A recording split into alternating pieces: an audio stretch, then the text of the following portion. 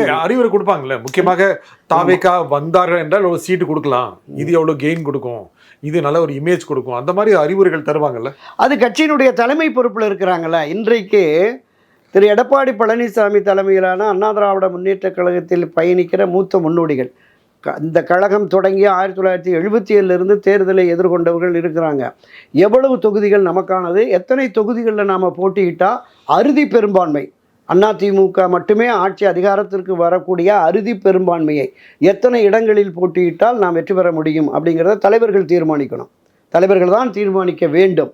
வியூக வகுப்பாளர் நீங்கள் ஒரு 30 கொடுங்க 40 கொடுங்கன்னா அதற்கு இணையாக இங்கே சீமான் கேட்பார்.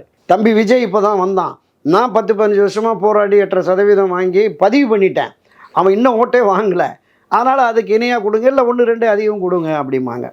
அப்போ சரி, பாட்டாளி மக்கள் கட்சி வருது, அவர் நாங்கள் 35-40 வருஷமாக அரசியல் களத்தில் இருக்கிறோம், கிட்டத்தட்ட 20-22 எம்எல்ஏக்கள் வரைக்கும் சட்டப்பேரவையில் எங்கள் கட்சி சார்பாக பிரதிநிதிகள் இருந்தாங்க, இன்றைக்கும் 5 எம்எல்ஏ இருக்கிறாங்க, எனவே இந்த இருவரை விடவும் ஒரு 5 தொகுதியாவது அதிகம் கொடுங்க அப்படின்னு கேட்பாங்க.